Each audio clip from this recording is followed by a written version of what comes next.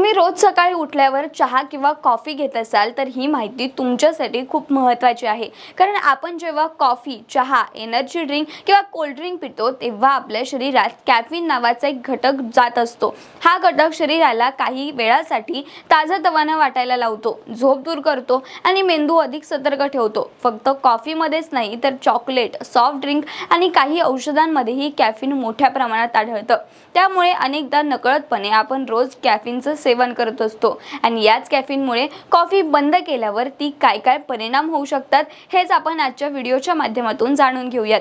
नमस्कार, मी हर्षदा आणि तुम्ही पाहताय .com महाराष्ट्र। तर मित्रांनो, कॉफीमध्ये कॅफीन असतं हे आपण सुरुवातीलाच पाहिलं आहे।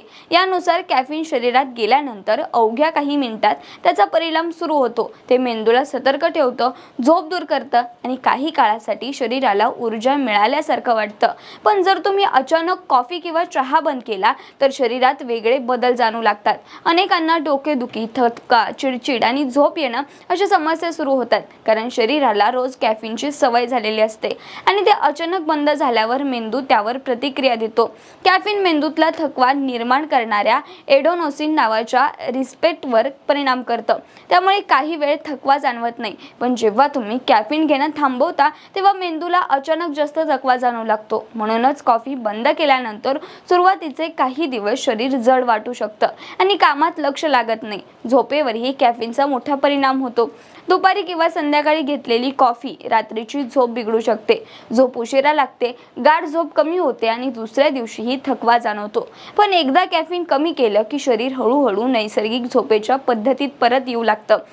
त्यामुळे झोप सुधारते आणि मूडही चांगला राहतो। जास्त कॅफीन घेतल्यामुळे हृदयाचे ठोके वाढणे, छातीत जळजळ, अपचन, वारंवार लघवी होणे अशा समस्याही दिसू शकतात। काही लोकांमध्ये तणाव आणि अस्वस्थता वाढते, त्यामुळे अनेक लोक आता हळूहळू कॅफीन कमी करण्याचा प्रयत्न करतायत।